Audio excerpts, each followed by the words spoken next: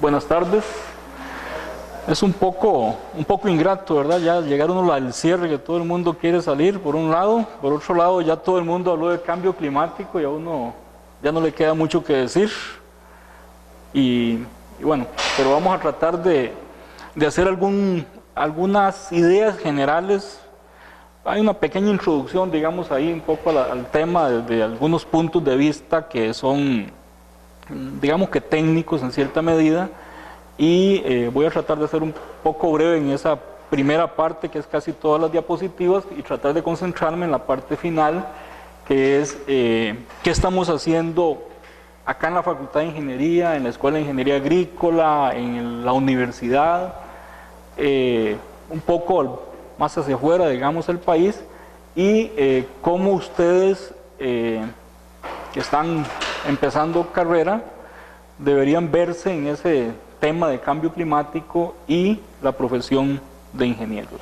Entonces es un poco esa la idea. La primera diapositiva en realidad es un video, lo grabé de YouTube un poco para dar las ideas generales sobre el tema de cambio climático.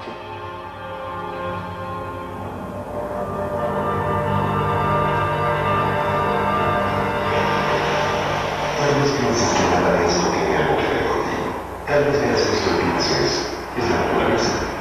Tal vez cuando escuchas el término calentamiento global, piensas en películas de ciencia ficción, en grupos ambientalistas radicales, o peor aún, que faltan muchos años para que se convierta en una realidad. Tal vez seas tan equivocado.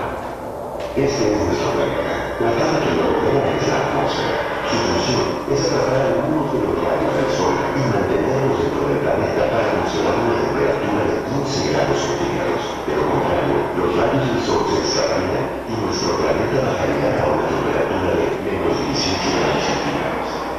Esto se conoce como efecto invernadero y es el retorno de gases como el vapor de agua, el dióxido de carbono, el metano y otros. En una proporción adecuada, los gases efecto invernadero cumplen su cometido, pero si aumentan su concentración, los rayos del sol no pueden escapar y la temperatura del planeta se eleva con repercusiones desastrosas. Esta es la concentración de dióxido de carbono en temperatura promedio global en los últimos 30 años. Y este es el nivel de dióxido de carbono en la atmósfera actualmente. ¿Notas alguna relación? ¿Por qué aumentan los gases de efecto invernadero? Hay tres factores fundamentales: la quema de combustibles fósiles, la destrucción de bosques que absorben el dióxido de carbono y el aumento de la población. Todo es un círculo vicioso. La población del mundo aumenta vertiginosamente, lo cual supone una mayor demanda de comida, agua y recursos naturales. Los árboles absorben un gran porcentaje de las emanaciones de dióxido de carbono, pero actualmente estamos destruyendo nuestros bosques y selvas, los pulmones de nuestro planeta, por satisfacer las demandas que nos llevan al tercer punto del círculo vicioso. Tecnologías obsoletas. El ser humano todavía utiliza plantas a base de carbono para generar energía. Esto se traduce en 2.500 millones de toneladas de dióxido de carbono al año que se expulsan al ambiente. El uso excesivo del automóvil genera 1.500 millones de toneladas de dióxido de carbono que se van directo a la atmósfera. ¿Qué consecuencias trae consigo el calentamiento global? Veamos. Al quedar atrapados mayor número de rayos del sol, la temperatura del planeta aumenta. Esto ocasiona sequías, escasez de agua e incendios. Paradójicamente, el calentamiento global también produce lluvias e inundaciones más severas. ¿Por qué? Los rayos del sol aumentan la temperatura de los océanos. Esto provoca mayor evaporación y precipitaciones más severas. Pero además, cuando una cae en contacto con aguas más cálidas, sucede lo peor. El aumento de la temperatura ocasiona también que los polos se descongelen y como consecuencia, más agua dulce entra al mar. Esto eleva el nivel de los océanos, provocando inundaciones severas. El problema es serio. Si el nivel del mar subiera 6 metros, arrasaría con lugares como Florida, San Francisco, Holanda, Beijing, Shanghái, Calcuta, Bangladesh y en México a Tamaulipas, Veracruz, Tabasco, Campeche. Puedes seguir engañándote, puedes seguir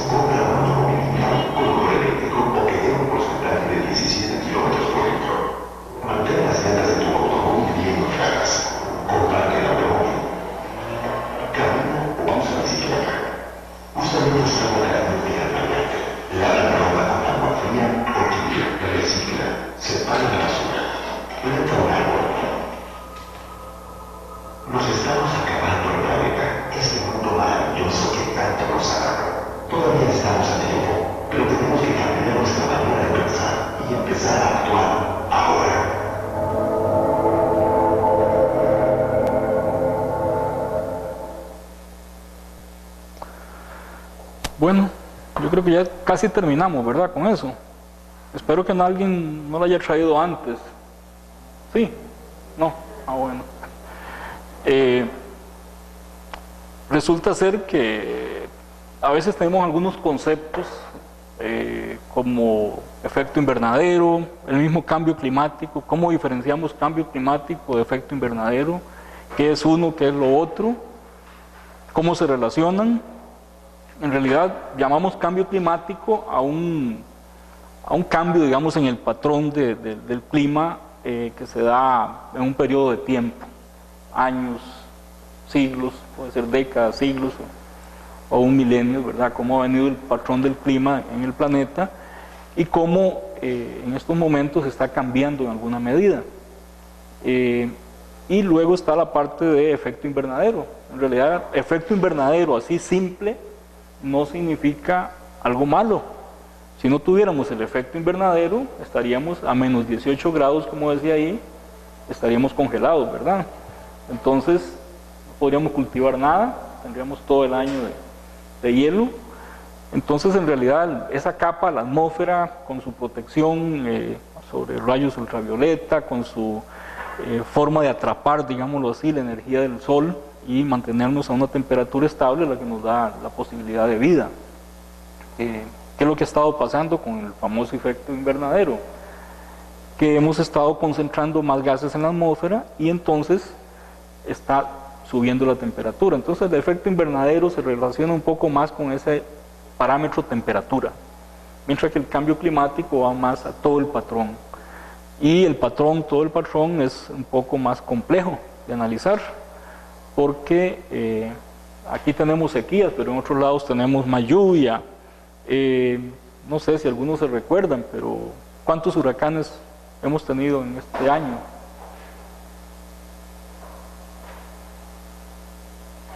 Yo tampoco lo sé, ¿verdad? Pero yo creo que son pocos porque no nos acordamos casi de ninguno. Y si nos remontamos unos 4 o 5 años atrás, probablemente hubieron unos 5 huracanes, por lo menos en el Caribe. Generalmente hace un tiempo atrás eran menos frecuentes los huracanes que tienen otro nombre en el Pacífico, ¿verdad? Ahora el que más podemos recordar es el que pasó por México hace poco, ¿verdad? Entonces es un cambio en el patrón del clima y tal vez la parte más evidente que ha estado en las noticias y que es lo que nos llega más, porque nosotros somos mucho de los medios, de lo que nos digan las noticias, y cuando hay un partido de fútbol ya nos olvidamos y pasamos la hoja y volvemos a otra cosa, pero es la sequía en Guanacaste. Entonces, y bueno, ¿qué ha hecho tal vez que nos olvidemos un poco de la sequía? Porque durante noviembre prácticamente hemos tenido lluvias casi todos los días, pero si nos echamos un poco más atrás, a julio, agosto, probablemente si buscamos el patrón de lluvias es muy escasa la cantidad de días con lluvia durante esos días, o los periodos entre una lluvia y la otra fueron un poco largos, donde son meses típicos que llueve prácticamente todas las tardes. Lo típico de la época de invierno, o época húmeda mejor, más que invierno, ¿verdad? Época húmeda, es que tenemos generalmente las mañanas muy calientes, luego lluvias a partir de las 2 de la tarde por ahí, y las tardes bastante amenas, las noches, perdón. Entonces ese es un patrón al que estábamos acostumbrados. Si tratamos de recordar ese patrón durante este año, probablemente solo lo podemos ubicar ahora últimamente en el mes de noviembre. Entonces eso es un poco esa, digamos, no idea, es como decía ahí el video, está sucediendo. No es que estamos esperando que lo veamos un poco más tangible, ya está sucediendo. Entonces, ese cambio en el patrón. Y ese cambio en el patrón tiene que ver con el efecto invernadero en buena parte. Ahí estamos al final del video relacionándolo mucho con nuestros hábitos, digamos, de la revolución industrial para acá, los 1700 algo, cuando empiezan las máquinas de vapor, empezar a hacer parte de las fábricas, especialmente los telares en Inglaterra, Y luego vienen todos los motores de combustión que se empiezan a desarrollar en los 1870s, 1876 el motor de gasolina, 1892 el motor de diésel. Tienen un poco más de un siglo, pero es uno de las partes, digamos, de las tecnologías que más producen gases de efecto invernadero, como se puso en el video. Pero también otra cosa que tal vez tiene el auge más grande a partir de los años 1980, probablemente la mayoría de ustedes no habían nacido, y es las tecnologías, televisores ya estaban un poco de los 60, pero más que nada computadoras, los celulares, el internet y todas estas tecnologías que ahora nos permiten una vida muy cómoda, pero que funcionan con electricidad, pero que para su fabricación requieren extracción de diferentes tipos de componentes, de materiales, que el plástico que está ahí es plástico derivado del petróleo también, y entonces hemos acumulado una gran cantidad de aparatos que requieren energía, que la demanda de energía per cápita por persona es muy alta, y es lo que hace nuestra vida moderna agradable y placentera, pero con un costo importante para el planeta, que tiene que suplir todos esos recursos, que tiene que sufrir todas las consecuencias de los sistemas de generación eléctrica, que tampoco son malos, es que necesitamos energía, necesitamos producir energía, necesitamos la energía de alguna fuente, y muchas veces no nos preocupamos mucho cuál es la fuente.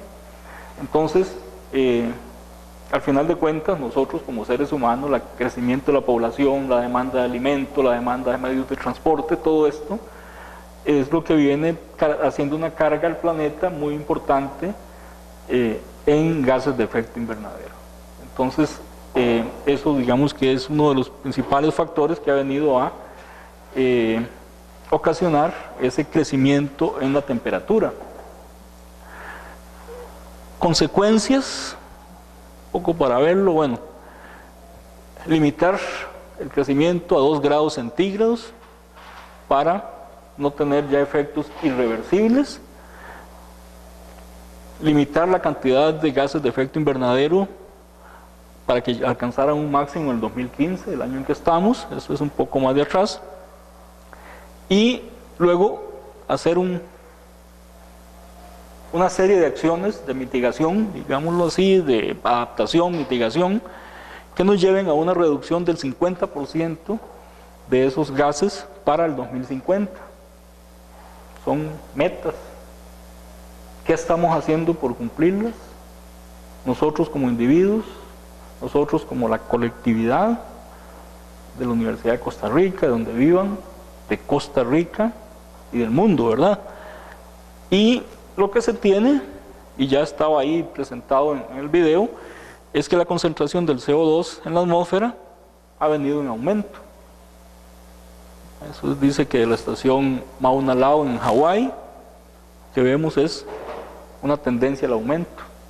No vemos cuándo esa curva empieza a hacerse más plana. Ahí también los gases de emisiones, las totales, está un poco dividida por la roja es gas natural, la celeste abajo es producción de cemento, la verde dice que es carbón y la azul es petróleo, y el total es la línea negra. Luego viene ahí un poco ejemplificando cómo han sido esos cambios en el pasado. Viene de una época muy grande, todas las erupciones volcánicas en épocas prehistóricas. Luego viene un ciclo, digamos, bastante regular, y a partir de la revolución industrial, en los 1700, entramos a esa, en vez de mantener la regularidad, hemos entrado a ese crecimiento tan abrupto. Bueno, ¿qué es lo que pasa? El agua se calienta, se expande, los océanos tienen más, lo que presentábamos ahí, lo presentaba el video, absorben más calor, entonces producen más nubes, y las nubes obviamente producen más lluvia en ciertas áreas. El aumento del nivel del mar por la fusión de los glaciares, la parte de inundaciones costeras. Entonces ahí podemos tal vez echar 10 años atrás y ver a partir de cuándo es que hemos estado viendo en las noticias las inundaciones en Caldera. Son de los últimos, probablemente menos de 5 años, ¿verdad? En que el mar tiene periodos muy fuertes de oleaje, pasa sobre la carretera, inunda las otras partes que quedan más bajas que la carretera.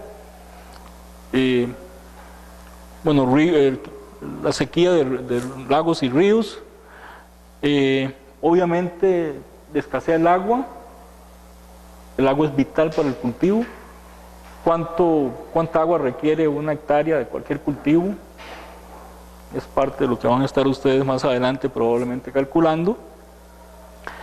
Si tenemos menos agua, hay menos producción agrícola y vimos que la población crece, obviamente la demanda de alimento crece. ¿De dónde vamos a tomar esos alimentos? Obviamente todas las otras funciones que tiene el agua en nosotros, el efecto sobre plantas y animales y el efecto en la parte de propiamente el clima, en tornados, tormentas, que empiezan a ser más regulares con efectos más devastadores, sequías obviamente. Esto es otro enfoque también de consecuencias, reducción de la productividad agrícola. Entonces hablamos mucho, y tal vez hasta unos pocos años atrás se hablaba mucho de seguridad alimentaria. ¿Cómo vamos a garantizar esa seguridad alimentaria a la población si no vamos a tener agua? Otra vez los eventos climáticos y la inseguridad para la gente, para tener agua disponible en sus casas. Obviamente también va asociado a salud humana. Ayer estaba en una presentación de asuntos de genética y bastante interesante. Decía la persona que estaba presentando que hace unos pocos años atrás nos prometieron la cura de todas las enfermedades con el famoso genoma humano, ¿verdad? Todo el proyecto del genoma humano, que entonces ahí se iba a ver cada quien qué tenía, que las aseguradoras iban a hacer el estudio de la persona para ver si la aseguraban o no, ¿verdad? Todo ese cuento, y al final de cuentas los mejores efectos que ha tenido la salud, en todo caso, en todo el mundo y principalmente en nuestro país, se deben a ¿qué? Vacunación, la parte misma de educación de la gente, hábitos de higiene, calidad del agua, y muchas de esas cosas, calidad del agua, infraestructura de acueductos, de drenajes de las casas, recolección de basura, tienen que ver con aspectos ambiente, con aspectos, en algunos casos hasta de ingeniería, los tipos de alimentos, la calidad de los alimentos que consumimos. Y el genoma es un negocio ahí para sacar plata, ¿verdad? Entonces, porque es muy difícil asociar las enfermedades a genes específicos, donde esos genes son afectados por el ambiente. Entonces el mismo gen o combinaciones de genes pueden ser afectados en un individuo de una forma y en otro de otra por el ambiente. Obviamente la salud, la falta de agua y todo eso nos produce problemas sociales y económicos. Ese es el programa de las Naciones Unidas para el Desarrollo. Causas, probablemente esto ya más bien es un repaso, más bien voy a tratar de ir un poco más ligero porque dije que lo iba a hacer y no lo estoy haciendo. Combustión de carbón, la tala de las selvas tropicales, la deforestación. Los árboles son capturadores de carbono, para producir sus azúcares y otros, para crecer, y obviamente en el momento en que los quemamos, los liberamos otra vez a la atmósfera, todos esos productos. Entonces la quema tiene esa problemática. Hacemos la función de captura para reducir, pero luego lo quemamos y entonces lo volvemos a poner en el ambiente. Las ganaderías también, con la cantidad de metano de la digestión, los fertilizantes nitrogenados que producen contaminación tanto hacia abajo del agua como también la evaporación, y los productos usados en los florados de aires acondicionados y de desodorantes y otros. Producción de energía, obviamente. Y podríamos llegar a un punto en que podríamos hablar más bien de gestión de riesgos. Entonces, ¿cómo afrontamos ese riesgo? Una parte es obviamente reducir las emisiones, que eso era lo que decía, bajarlas en un 50% para el 2050, y la otra parte es medidas que nos permitan ajustarnos a los cambios que estamos teniendo. Entonces, no sé si todos han entrado ahí, yo no pude traerme la hojita que tenía Ricardo pegada ahí en la entrada de la Secretaría de Ingeniería Agrícola. Es un artículo que hizo alguien de la Universidad Nacional, en el periódico de la Universidad Nacional, que dice que la zona de Guanacaste tiene que adaptarse a una agricultura más árida. Ya no podemos pensar en una agricultura con tanta agua. Si está cambiando el patrón de clima, entonces ya vamos a tener que buscar otros cultivos que se adapten más a esa zona. Y esas son las medidas, obviamente, tanto para las personas, las comunidades y todo su ambiente. La mitigación en sí se ocupa de los cambios y la adaptación se centra en los efectos. Es un poco hacer esa diferencia, mitigación, adaptación, porque también cuando se habla de cambio climático, también se habla de mitigar, que es tratar de atacar los efectos, disminuirlos, y la otra es, ya están los efectos, ya tenemos ciertos efectos y entonces tenemos que adaptarnos a ellos. Entonces, en esa adaptación tiene que ver con políticas y prácticas para cómo hacemos frente.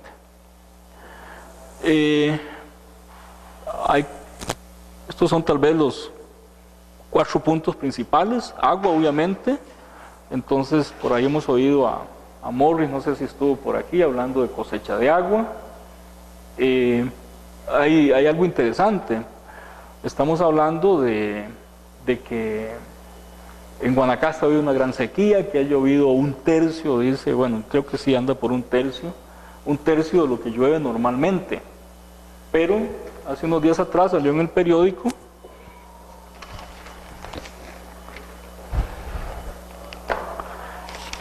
embalses llenos aseguran costos estables de electricidad en 2016. Y no era que faltaba el agua, tenemos los embalses llenos. Entonces, aquí de eso podemos aprender algo. ¿Por qué están los embalses llenos? Porque los embalses son reservorios en que podemos almacenar agua. Es un poco lo que está ahí arriba. ¿Cómo podemos almacenar agua y conservarla, obviamente, con sus calidades para usarla cuando no hay agua? Agricultura, obviamente esto va, como decía el periódico ese que les decía de la Universidad Nacional, a replantearse un poco los cultivos, a replantearse también fechas de siembra, variedades, está la parte de cultivos, y también reubicación. Puedo seguir sembrando este cultivo en esta zona que ya tiene un nivel de aridez tal que probablemente, si no tengo riego suficiente, voy a tener pérdidas. La infraestructura, podemos verlo en esa parte ahí que está hablando más que nada de cómo protegerse de los embates en la zona costera, pero también podemos verlo en los edificios, cómo hacer edificios con materiales más amigables, digámoslo así, desde el punto de vista de conservación del ambiente, que no tengamos que meter tanto aire acondicionado, que tenga más iluminación, toda esa parte que no es nuevo. Hay una tendencia que son LEEDs de baja emisión o baja demanda de energía. Por ahí hay otra propuesta de algo más local, más nacional. No sé si ustedes saben, pero hay un proyecto de construcción de nuevas edificaciones para la Facultad de Ingeniería que probablemente se vaya a estar desarrollando durante los 2 próximos años. Una de las ideas es que esos edificios nuevos tengan algún tipo de certificación en la parte de infraestructura amigable con el ambiente. Y obviamente eso también tiene un costo porque los hace más caros, pero está también. Y luego la parte de energía, fuentes renovables, y ahí dice rendimiento energético, debería ser eficiencia energética. Entonces,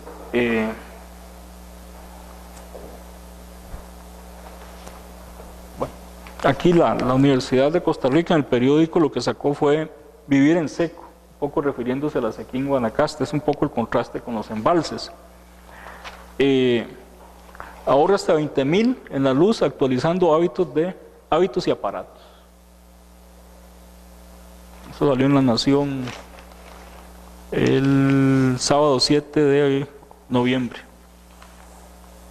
Hay algunas propuestas, hay cosas que están trabajándose, tal vez en un nivel no tan fuerte o tan visible, especialmente, digamos, aquí en lo interno de la universidad hay ciertas comisiones que trabajan en esa parte. Lo voy a dejar un poco eso para el final, pero la eficiencia energética. Muchas veces hablamos de nuevas fuentes de energía renovable, de paneles solares, turbinas eólicas y otros, que son importantes, pero tal vez el primer ahorro y el más significativo y el más inmediato es eficiencia energética en los hogares, en los edificios, en las industrias. Obviamente tiene que ver esto con tecnologías también que busquemos aplicar tecnologías que no afecten el clima.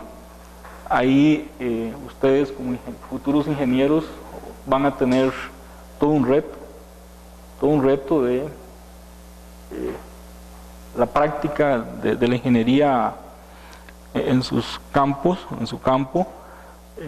cómo incorporar elementos de ahorro energético, eficiencia energética, de disminución de la huella de carbono de los productos que están produciendo, de carbono neutralidad. Probablemente son las exigencias que van a tener en su trabajo, además de la parte técnica propiamente dicho. Entonces, cómo tener tecnologías más limpias, más amigables con el ambiente y que sean bajas en emisiones. Esto es como un resumen un poco de esos, energía más limpia, fuentes más limpias de energía. También ahí habría que meterle la parte de eficiencia energética. En la producción agrícola, ¿qué hacer? Ya vimos algunas ideas por ahí, el tipo de cultivo, las variedades, épocas de siembra, cantidad de agua que ocupan. En infraestructura ya hemos estado hablando también de iluminación, de menos uso de aire acondicionado, de materiales que mantengan más el ambiente, controlen un poco más el ambiente de los materiales. Las mismas técnicas, digámoslo así, de ubicación de los edificios con respecto al sol, que se usa mucho en invernaderos para que tengan más radiación solar interna ahí. Ciudades sostenibles, un tema que se habla a nivel de grupos pequeños, de campus universitarios sostenibles, de barrios sostenibles, ciudades sostenibles. El transporte para nosotros como país es uno de los temas más difíciles de manejar. La matriz energética es casi un 80% energía en combustibles, energía térmica, y el otro 20% es energía eléctrica. ¿Qué significa eso? Significa que el gran problema de emisiones nuestro está en ese 80%. Pero vemos que tenemos grandes limitaciones para trabajar en eso y más que limitaciones, más bien grandes retos para los que estamos ahora y para los que vienen, que serían ustedes, de cómo mejorar. El manejo forestal, principalmente evitar talas, evitar quemas, cómo manejar la parte forestal, que es la parte que en cierta medida ayuda a la captura, porque si vamos a carbono neutralidad en el 2021, ya tenemos una producción, tenemos una cantidad de bosques, partes verdes que nos dan, digamos, una resta en esa parte, pero todavía no somos carbono neutral, entonces ya nos queda muy poco a qué echar mano, ¿verdad? Y tiene que ver un poco más con el comportamiento de la gente y con ciertos hábitos. En la industria también, cómo bajar las emisiones, cómo bajar el uso de energía, cómo hacerlas más eficientes. Y otro tema que podemos decir que se sale un poquito de cambio climático, pero que no es tanto, ¿verdad? Tal vez por el nombre que tiene, manejo de residuos. Manejo de residuos de personas, de la parte de nuestro diario vivir, pero también manejo de residuos agrícolas. Es una gran problemática. Se ha estado haciendo regulación, especialmente tal vez la regulación en café, que ya ahora tiene bastante controlado eso, el botar los residuos a los ríos, que sucedía tal vez unos 10, 15 años atrás, los residuos de caña de azúcar que se están utilizando para producir energía, los residuos de palma que se están produciendo también energía con biodigestores y con otros, residuos de cerdos, de gallinazas, de ganado que se están utilizando, residuos de piña que siguen siendo un poco problemáticos todavía, residuos de banano que en algún momento se estuvo aplicando un poco la producción de papel, aunque no, últimamente está un poco más descontinuado, pero ver qué hacemos con esos residuos. Y es todo un reto porque residuos agrícolas es directamente la función de ustedes en la parte de ingeniería agrícola. Bueno, los bosques, la gran problemática es que todo el carbón que está ahí almacenado, tanto en el bosque como en la parte baja del bosque, donde hay turbas que se llaman, que es material vegetal que está ahí acumulado, es enorme la cantidad de carbón que hay ahí y luego vuelve otra vez a la atmósfera. Indonesia principalmente tiene una gran problemática en el sentido de que ha estado destruyendo, es el país que mayor tasa de destrucción de bosques tiene para sembrar palma africana para aceite. Bueno, aquí estoy tratando de relacionarlo un poquito a la parte agrícola. Volvemos otra vez a que la agricultura tiene escala mundial porque es la alimentación de todo el mundo y el cambio climático también, entonces siempre van a estar ahí una a la par de la otra. La temperatura, la cantidad de dióxido de carbono, las precipitaciones fluctuantes o con un patrón ya poco predictivo, todo eso van a hacer efectos sobre, no solamente sobre el clima, sino también sobre la producción agrícola. Obviamente desde el punto de vista de carga biosférica, entonces ya no vamos a producir suficiente alimento, no vamos a poder producir ese alimento para los humanos y para los animales. Todo eso obviamente va a estar influenciado por ese balance y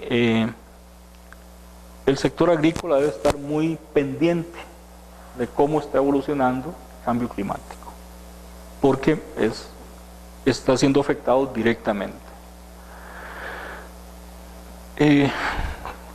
Tecnologías en la parte agrícola, dice que el 89% de retención de carbono podría hacerse a través de la agricultura. Obviamente hay que gestionar un poco el trabajo en la tierra, la forma de preparar el terreno, pastoreos, prácticas de nutrientes, labranza con gestión de residuos, como decía, parte de restauración de suelos, prácticas de conservación y también cómo hacer que sean cómo utilizar menos el agua, cómo hacer mejores balances o mejor uso del agua para la producción agrícola y también en la parte de gestión del ganado y los residuos de ganado. El otro tema que también vivimos en ciudades y siempre estamos muy inmersos en lo que pasa, la parte esta de ciudades sostenibles, entonces dice que son las que procuran reducir las emisiones y tanto en la parte de contaminación como consumo de energía y el uso del transporte para que dar espacio también al crecimiento de las áreas verdes, al reciclaje y de esa forma tener algo más, infraestructura ecointeligente, ser más sostenible. Dice que una forma es de verlas, la cantidad de área verde. Ustedes se meten a Google Maps y buscan aquí el área de San Pedro, van a ver que El área de la Universidad de Costa Rica es la parte verde de todo este conglomerado que está por acá, un poco más hacia arriba, hacia Guadalupe, ahí hay un poco más de verde, pero en toda esta zona de acá esto se ve verde a la par del resto. ¿Qué ha hecho la universidad en ese sentido? Bueno, está trabajando en mantener esa parte forestal, parte de las incomodidades tal vez en reducción de espacios de parqueo que a veces molestan a la gente y tratar de ubicarlos en un solo lugar, es un poco de eso, dar más campo a un ambiente mejor, a mayor espacio para la gente y poner los vehículos en espacios ya más confinados donde no tengamos tanta circulación por acá. Y también hay una comisión que está en la parte de carbono neutralidad para la universidad. Entonces, bueno, ser un poco más verde, digamos, las ciudades. Transporte sostenible, esa es una imagen ahí como acciones generales, tal vez para citarlas: energías renovables, mejor uso del suelo, las áreas verdes en las ciudades y en todo lado, las viviendas más amigables que ahorren energía. Esas de ahí tal vez es la que podemos un poco asociar acá con lo que ha estado pasando. Peatones primero, vías para una movilidad más limpia. Acá nos ha costado terriblemente el famoso tren, ¿verdad? Y uno no sabe si va creciendo o va decreciendo, ¿verdad? Porque es un poco inestable el mismo, hacia la Alajuela no se ha podido poner por diferentes razones, pero es una forma de tener un transporte tal vez no tan limpio porque usa motores de diésel, tal vez no tan moderno porque no es moderno, ¿verdad? Pero sí que puede manejar mayor volumen de gente para un mismo nivel de emisiones que otro tipo. Y obviamente transporte público de calidad. Y bueno, lo de las vías es la parte más terrible, ¿verdad? La calidad de las vías. Acá, bueno, como universidad hay acciones a veces en nuestras mismas unidades, en nuestras mismas escuelas, y a veces cuesta verla. Hay acciones en la parte de investigación. Probablemente Pedro o Katia les estuvieron hablando de cómo hacer uso más eficiente de la energía, cómo utilizar residuos para producir energía, cómo producir hidrógeno. Morris, no sé si les estuvo hablando de cosecha de agua. Les decía también de esas comisiones que pertenecen a la unidad de gestión ambiental, que están velando por el agua, por el consumo de agua, que están también en una parte de carbono neutralidad. Poco se ha tratado de reducir la cantidad o el tamaño más que nada de los vehículos que compra la universidad. Entonces han visto ahí, ya se compran menos 4x4 grandes o pickups solamente si se ocupan en algunas áreas. Hay más vehículos un poco más pequeños, tratando de alguna forma de reducir eso. Hay una normativa que dice que todas las instituciones públicas deben al final de cada año entregar un informe de acciones realizadas para tratar de reducir consumo energético principalmente, o acciones un poco también en esta línea de cambio climático, y hay que hacerlas. Tal vez la parte triste de eso es que se hacen, se mandan, pero nunca se sabe porque pareciera como que no hay nadie que las revise. En docencia, por lo menos en la Facultad de Ingeniería, en Agrícola, bueno, están algunos cursos en la parte de energía que están en el programa nuevo. En Ingeniería Química encontramos, en Ingeniería Mecánica también, en Ingeniería Eléctrica también, en la parte de energías renovables. Entonces hay algunas acciones que se están tomando. En la parte de investigación, volviendo un poco ahí, tenemos ese grupo que está abajo, que se llama READER, que es un grupo en energía renovable y eficiencia energética que participan algunas unidades de la Facultad de Ingeniería y de otras partes de la universidad. En la parte de acción social, digamos que está este proyecto propiamente de Ricardo de cambio climático. También hay algunas iniciativas en ingeniería eléctrica para auditorías energéticas, en ingeniería mecánica también. Entonces hay algunas acciones que un poco dispersas, tal vez no en un núcleo común. La unidad de gestión ambiental de la universidad es una unidad general, que es la que está en esta parte de aguas. También es parte, digamos, hay una unidad de foresta universitaria que está velando por la cantidad de árboles y la protección de los árboles en los campus universitarios. En todo el proyecto de edificaciones nuevas que hay, que son creo que 16 nuevos edificios el año entrante que van a entrar, tanto acá como en las diferentes sedes. Entonces hay toda una parte inicial que es la parte de manejo de desechos que se producen. Hay todo que tiene que ir a Setena, obviamente por ley, y también una parte de cómo repoblar o sustituir árboles, principalmente árboles que quedan afectados por los edificios. Y como les decía, esa Comisión de Carbono Neutralidad que está trabajando a nivel de unidades, primeramente de los diferentes edificios, diferentes áreas de la universidad, para hacer un balance de carbono de toda la universidad y ver acciones para llevarlo a carbono neutralidad, a la certificación de carbono neutralidad. Y bueno, tal vez un poco en esa parte última, el grupo READER, el grupo READER se llama Red de Investigación y Desarrollo en Eficiencia Energética y Energía Renovable.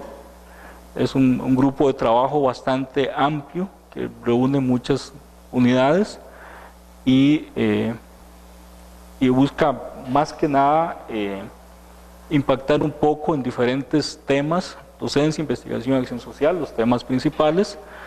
En docencia, en favorecer prácticas, especialmente algunos proyectos de graduación. De hecho, con esto de carbono neutralidad, me estaban informando que, bueno, quieren ver cómo la Facultad de Ingeniería entra a hacer ese balance energético de los edificios, y obviamente eso va a tener que salir probablemente como un proyecto de graduación de alguna de las áreas de la Facultad de Ingeniería. La parte de cursos es esa parte de currículum dentro de las diferentes escuelas. Ahora hay una posibilidad, digámoslo así, desde el punto de vista organizativo de la universidad, de que desde centros de investigación, desde el mismo decanato, se pueden proponer cursos que sean generales para diferentes carreras. Entonces probablemente ahí se van a estar proponiendo algunos cursos en la parte de energía renovable o eficiencia energética, o ambos. También dentro del mismo proyecto, para el año 2018 está propuesta una maestría en estos temas de eficiencia energética y energía renovable. Y luego en investigación, esta parte de trabajo final de graduación, en algunos centros de investigación. De hecho, probablemente cuando les toque con Pedro van a estar con el software ANSYS en alguna parte de simulación. Ese software pertenece a READER. Para el año entrante, a principios de año, va a estar funcionando una planta de biodiesel, de producción de biodiesel, que también es de READER. Unos gasificadores que se compraron también para la parte de investigación. Entonces hay bastante inversión, digámoslo así, en la parte de equipamiento, en los temas principalmente de energía. Y obviamente en la parte de acción social, como les comentaba, algunos trabajos comunales universitarios, principalmente en la línea de eficiencia energética, de hacer evaluaciones en diferentes instituciones o edificios. Se hicieron un par, por lo menos, uno en la parte de café y otro en la parte de hoteles. Entonces ahí se permite, digamos, o va a estar muy abierto el que se involucren ustedes en diferentes proyectos más adelante, si les interesa el tema. Y luego también qué grupos hemos definido un poco para trabajar.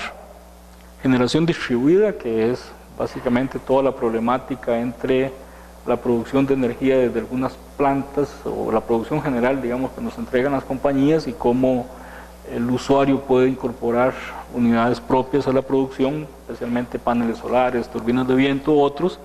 Eso se llama generación distribuida. Entonces, ¿cómo es esas interacciones?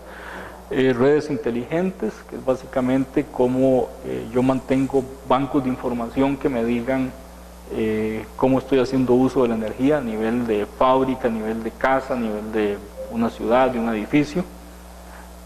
Probablemente ninguno de ustedes tenga una idea de cuántos kilowatts consume por mes en su casa de energía, cuántos metros cúbicos de agua, cuánto consume la batería de su celular, que la carga una vez al día a veces, si dura 2 es muy buena, y eso multiplicado por, digamos, 3 veces a la semana, por 52 semanas son 150, el resto de veces en un año. ¿Por cuántos celulares habrá en el país? 1,5 millones. ¿Cuánto es eso en términos de energía? Solo de celulares. Obviamente son cosas que a veces están con nosotros y no nos percatamos de que somos parte, digamos, del problema del gasto energético. Obviamente, fotocatálisis es cómo utilizar la luz solar para hacer diferentes procesos, sea de degradación, de producción de hidrógeno, biocombustibles, biodigestión, bioclimatización. Hay por ahí un proyecto que ya desarrolló la Escuela de Arquitectura. Bueno, uno es una guía para construcción de edificios en la parte de bioclimatización, y la otra fue un proyecto con el Ministerio de Educación. El Ministerio de Educación hace unos 10 o más años hizo una construcción importante de aulas, las famosas aulas prefabricadas, que son Perlin, ¿verdad? Y el forro, pero las ubicó desde la parte más alta hasta la parte más baja del país, todas iguales. Entonces, ¿cómo afecta eso a los niños? En esa parte de bioclimatización ellos hicieron un estudio y pusieron medidores de temperatura y de humedad relativa dentro de las aulas para decirle al Ministerio de Educación: a unas hay que forrarlas porque hace mucho frío y a otras hay que ver cómo se abren porque la gente se está ahogando. Y bueno, pareciera interesante, pero ¿cómo afecta eso la educación? ¿Cómo afecta eso el absorber, digamos, los conocimientos para los niños? Igual para ustedes, cuando llegan a un aula sucia, un aula que tiene mal mobiliario, cosas de esas, ¿verdad? Uno piensa que no tiene efectos, pero sí tiene efectos. Bueno, celdas solares, cultivos energéticos. Obviamente, si hablamos de biocombustibles, si hablamos de producción de alcohol, también tenemos que hablar de cultivos energéticos y eficiencia energética. Y entonces, un poco la flecha esa quiere decir, esta es la parte tecnológica, pero esa parte tecnológica tiene que ir en un contexto mucho más amplio, un contexto técnico, un contexto social, un contexto ambiental y un contexto económico. Y es parte, digamos, de lo que muchas veces desde el punto de vista de ingeniería nos cuesta visualizar. Cómo trabajar en equipo un poco más de verdad. De hecho, ¿qué relación tienen ustedes con estudiantes de otras ingenierías? Matemáticas, física, por ahí, ¿verdad? Después de eso, cada quien tiene su curso de mecánica 1, mecánica 2, y ya si vamos a mecánica de fluidos o alguno de esos otros, ya empiezan a separarse y ya después no se vuelven a ver prácticamente. Eso es lo que pasa en el mundo actual, ¿no? Los profesionales tienen que trabajar en conjunto, interrelacionarse. Es parte de ese ambiente más global de trabajo. Y también no podemos dejar la parte económica, la parte legal, la parte social, la parte ambiental fuera de un proyecto. Es parte importante de un proyecto junto con la parte técnica. Entonces es parte del trabajo que se está tratando de realizar. Digamos que más que decirles algunas cosas técnicas que ya ustedes probablemente sabían mucho de la primera parte, han estado todo el semestre, era contextualizarlos en un ambiente un poco más de qué es lo que está pasando, qué es lo que estamos haciendo y cuáles serían los retos que van a tener ustedes más adelante dentro de la carrera y luego como profesionales. Así que si tienen alguna pregunta.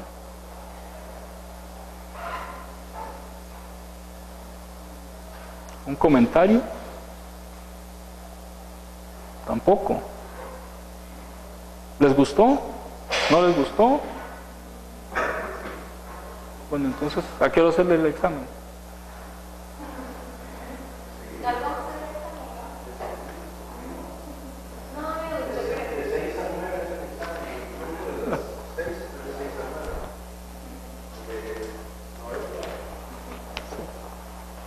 Sí.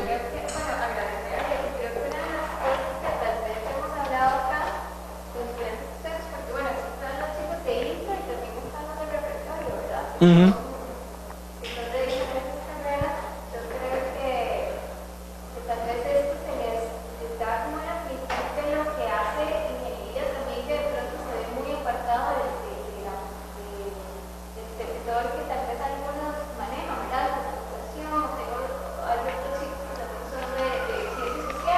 Sí.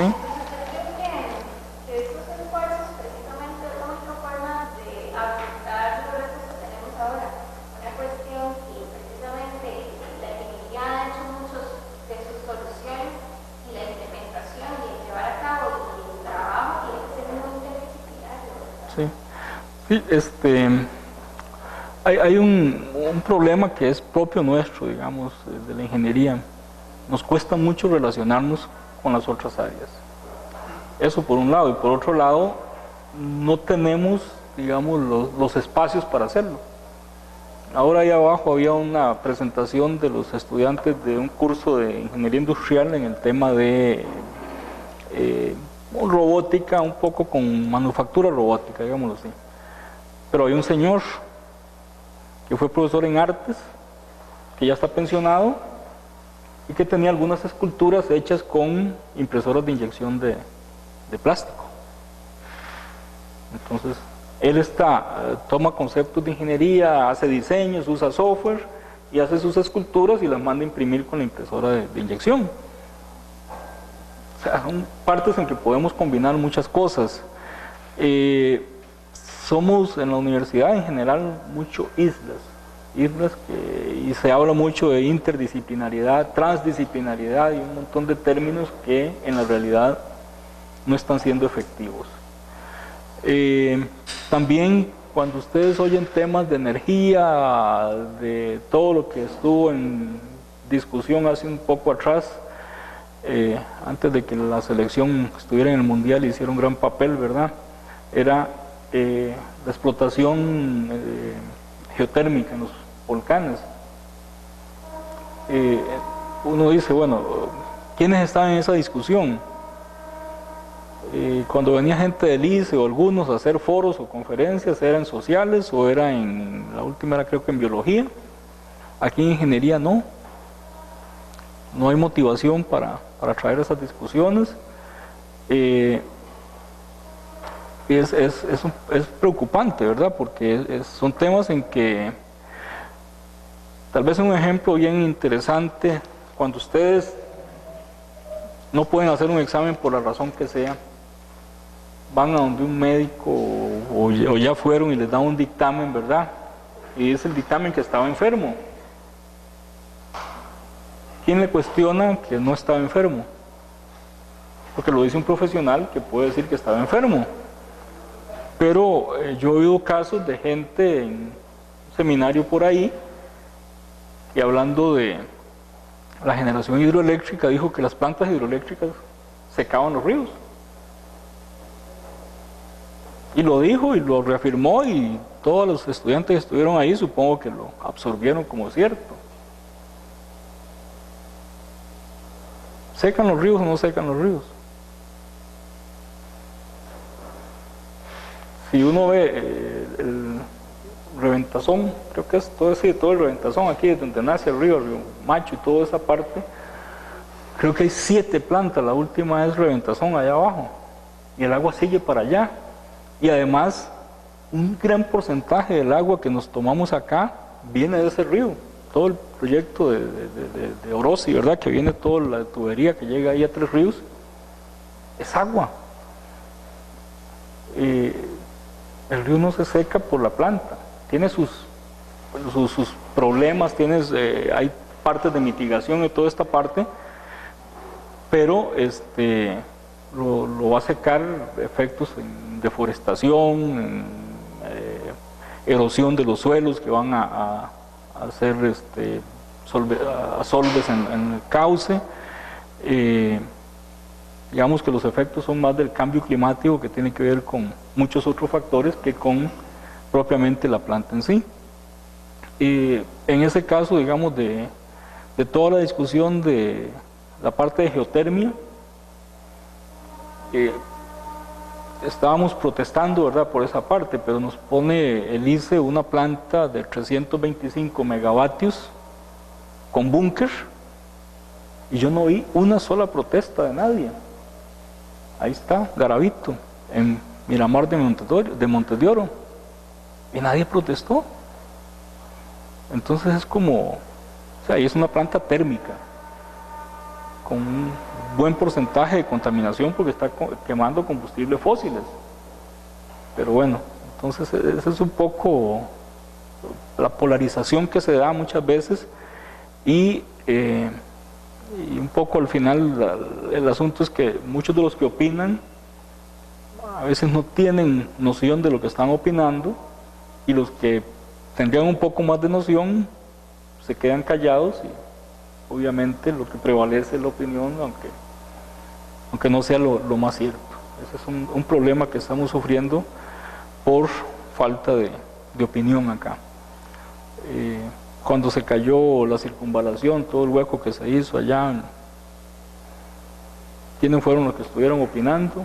Los medios de prensa, cualquier otro, pero la parte más técnica prácticamente no opinó. Entonces es parte, digamos, de ese gran reto que van a tener ustedes como profesionales, de hacerse oír con las voces técnicas, con las voces que en conjunto, digamos, como grupo de trabajo con diferentes disciplinas, pueden dar una mejor opinión para beneficio del país. Entonces es todo el reto que tienen.